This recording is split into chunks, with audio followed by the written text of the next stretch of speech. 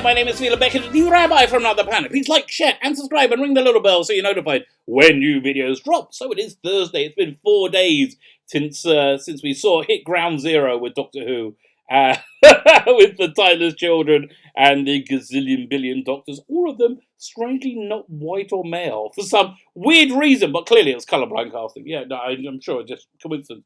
Anyway, so it's been 4 days there, and I've been watching like this slow unfurling of events in fandom, and boy, it's been a bit depressing. Yeah, people. Yeah, the thing I've heard more and more than anything else is Doctor Who is dead. Doctor Who is dead, and so here's why I don't agree with that. Yeah, I understand that sentiment. Here's why I don't agree. But before I get into that, if you like hearing, if you like there being independent voices here on YouTube, please hit that subscribe button. Thank you so much. If you want to hit the like button, the share button as well, that'd be fantastic. Oh, and if you want to know what a really good season finale of Doctor Who sounds like, then go to the video notes. There is a free download for anybody of a Doctor Who audio story from the mid-80s, starring Nicholas Briggs as the Doctor. What is this, I hear you cry?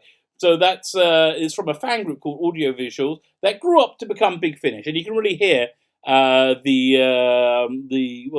genesis of Big Finish within it. It's a really good story. It's a season finale. Nicholas Briggs as the Doctor, also as the Dalek. So yeah, it was trying to do, I think, similar things that the Timeless Children was. I just think it does it quite a bit better. So help yourself to that. And also, I want to show you my appreciation. We give stuff away here every week on the channel. So the stuff we're giving away this week is freaking incredible. Doctor Who, The Curse of Fenric. Great story from season 26. I just got my season 26 Blu-rays. Really enjoying them, going through them right now. So I'm giving away the DVD. This is the 2-disc set. It's got the special edition on it. It's like a movie-length version. They've got updated special effects on, which I know a lot of you out there hate. I really like them, but, you know, it's just me for you.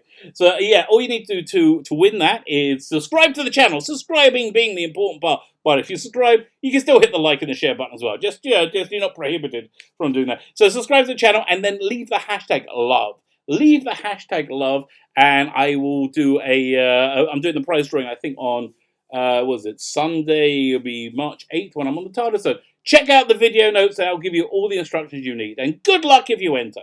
So, a lot of people are saying, this is it, Doctor Who is dead. And I can understand that point of view, because, you know, it's, this was, I feel, an act of cultural vandalism to redefine what Doctor Who is. You know, I think, yeah, I don't really have a problem with, like, delving into, like, the Doctor's past or areas that we haven't seen before. I really kind of like the Cartmel Master Plan. I like Lung Barrow, which is a book by Mark Platt in the Virgin Adventure. Great. I really liked it when the Doctor goes back to his ancestral home. But this completely, you know, is at odds with the Timeless Children. So that's not really what bothered me. What bothered me was this. I think what bothered most people was this. It was, you know, again, cultural vandalism too. This idea that being white and male is a bad thing, is an evil thing. I just find racist. I find it wrong. I find it disgusting, right? And so I believe the reason that Chris Chibnall had the Doctor regenerate over and over again, and originally was a dark-skinned girl, and was every different gender and color, other than being a white male, over and over again, was to dilute the white maleness of the character and of the show. You know, you had. And it wasn't Rassilon or it wasn't Omega who found this timeless child. It was this new character, Tectuan, who we've never heard of before, also female. You know, again, it's just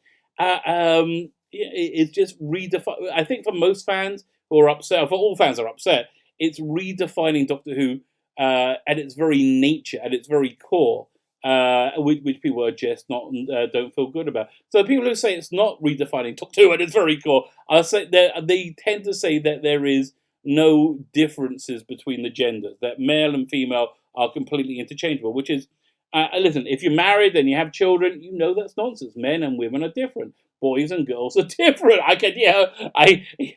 There is no parent, there's no sane parent that will tell you, oh no, they're completely interchangeable, gender is just a social construct. No, that's obvious. No, for 99.9% of humanity, for the entirety of our species history, that has not been the case. It just, okay, if you want to believe that, that's fine, but don't insist that we have to believe it too. But yeah, so Yeah, again, yeah, if you're married and have kids, you know that men and women are different. And that obviously, and I can't believe I've got to say this, obviously, not to say that one is superior to the other. That would be crazy. Yeah, that would be ridiculous. Look, men and women, generally speaking, have differing strengths and weaknesses. That's true, but that's just a generalization, and it's not like it's not a law. It's not 100% accurate, but they generalizing have different strength and weakness, different ways of looking and perceiving reality. That's really the bottom line, I think. So yeah, and ignoring that is just insane. And I think yeah, that's the stick with which they've really beaten this Doctor Who to a pulp with. It's so depressing. And yeah, it's not like it's been a popular success. It hasn't been. You know, the people who are rabid evangelical fans of this era will not admit that that this is the lowest rated Doctor Who in the modern era since '89. Because it is. You know, they will hold up this one episode called The Eaters of Light, which was in a very hot summer day in June, and it was which ended up being the most watched program of the day on a Saturday, a much more competitive time slot. You know, where people go out and do something fun, go out and have fun, rather than Sunday, where people more traditionally stay in. You know, because they have to go to work or school the next day. You know, so yeah, but they ignore that. but still, the ratings, no matter how you dice it, are the lowest there's been in the modern era. It's not Capaldi anymore. It's now Jodie Whittaker, and I think the reason is pretty obvious because people just are turned off by its preachiness, and it's preaching this really obnoxious, I would say racist point of view that white males are bad. That the society that created Doctor Who, the Western world, is intrinsically evil, and I just not something I think flies with most people. If you're somebody who believes that, you love this Doctor Who, but there's not that many of you. There's not enough of you to make it as commercially viable as it used to be. I got this interesting chat with this woman yesterday on Facebook this wasn't replying. She said, "Yeah, I loved it because this makes girls feel special." Yeah, and I'm like, "Yeah," I said, "Yes, we all know that's exactly why." Chris Chibnall did what he did. Yes, it's to pander to people like you. Yeah, we all know why. So yeah, and they really did fundamentally alter the nature of the show as well. So why am I saying I don't think it's over? I don't think Doctor Who's dead. I don't. And listen, anybody not wanting to watch it, I totally get it. I don't want to watch it either. I was really. I watched because I could. It was too much of a wrench for me to give up for when Spyfall started. Go back and watch a video on my channel before it came out saying I'm ready for Doctor Who to break my heart again, because that's how much I love Doctor Who. I just genuinely love it. It's crazy, but I do. So yeah, I got back. But by the time we hit Orphan 55, I would have stopped watching the show if not for the channel. So I'm kind of a bit emotionally divorced from this era of Doctor Who now. So I don't enjoy it, but I can sit through it. So I will, season 13, the Christmas special or New Year's special, I will continue to review. I'm continuing to watch it. I'm going to continue to review it, and I will do complete recaps. You guys don't need to torture yourself with this at all. Especially now we know that Graham and Ryan are going. I really like how are you taking out the best elements of the show and think it's going to get any better? I don't know. So yeah, and again, I am hoping against hope that the ratings, which are very bad, and the hiatus it's on, they say they're not starting filming until September. That seems to me to be the same length of hiatus that we had in the 80s with Colin Baker, and it's enough time to bring in a new production team if they wanted to. I've been watching the season 26 Blu-rays, and I kind of enjoy watching Pete McTeague talk with Joy Wilkinson, who wrote The Witchfinders, about Doctor Who. So I don't know if he'll be any better or worse than Chibnall. I think he seems to be a good candidate to take over. He seems to know his stuff and care about Doctor Who. I don't know though, because I said the same thing about Chibnall. So, but that seems to me to be the compromise vote between the two. But why do I not think Doctor Who's dead? Okay, so I've given all this information like how I think they've really killed Doctor Who and explained that point. But why do I not think it's dead? So here's the reason why. Because Look, honestly, I don't believe in death. That's right. And I'll explain. Obviously, people die. Yeah, I'll tell you. One of the freakiest things that ever happened to me was my father died a few years ago, and he was buried in just outside of Jerusalem, a place called Beit Shemesh. And it was like this very like oldie woldy traditional customs they have there where they bury them. And they brought me into a room with him with his body before they because you bury somebody without not in a coffin in Judaism in Israel. And so he brought him in the room and he's wearing like this prayer. He's wrapped in this prayer shawl. And they take my hand. I'm not even joking. And they put me to put it like dirt in his eyes or something. I'm telling you, they had to scrape me off the ceiling. It was freaked me out. So yeah, I believe death exists. People die, but not so much. Look, we're just coming into spring now. When I look out the window for the last 3 to 4 months, I've seen dead trees that look like they're dead, that will, to all intents and purposes, they look like there's no life in them at all, look like they are completely gone, and now they're just starting to bud and grow again. They need life starting to renew again, and and this is a bit more of an esoteric thing. I'm a rabbi, right? Yeah, so I'm Jewish, and I live in Israel, so just stop and think about that for a couple of minutes, just in the historical context. I'm Jewish, which means I'm a part of a people that that shouldn't exist. Jews as a nation have experienced exile, which has lasted for a couple of thousand years, and exile, pogroms, and genocides. You would have thought after you had the Greeks, the Babylonians, the Romans, the Nazis, the Crusades, one of them would have been able to take us out. And that we've experienced many genocides over and over again, and yet we're still here.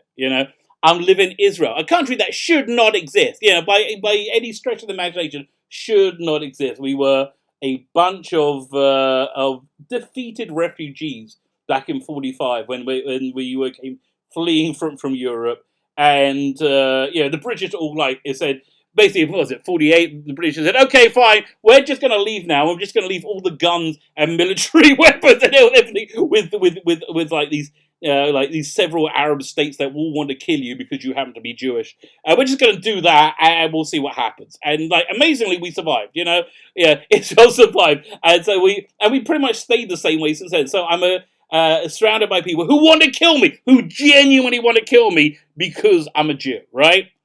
So I'm a member of a nation that shouldn't exist. I'm living in a country that shouldn't exist, surrounded by people who want to kill me. I live in Samaria, the Shomron, which is in this town. My town shouldn't exist. None of this should exist, and yet here we are. Here we still are. I just think that where there's a will, there's a way. Basically, there is a will, and I find it very, very hard to imagine that over that incredible golden age of Doctor Who we have from 2005 to I like Capaldi. I really did like Capaldi. I don't think it was part of the golden age. I think that's where it kind of fell apart. Just because I don't think it was sexy enough. That's really the bottom line. Matt Smith was a kind of sexy person, whereas Capaldi wasn't. I really think that's just the bottom line of what it is. But it seems to me that a sexy youngish male seems to be the thing that grabs the attention of the viewing public with Doctor Who.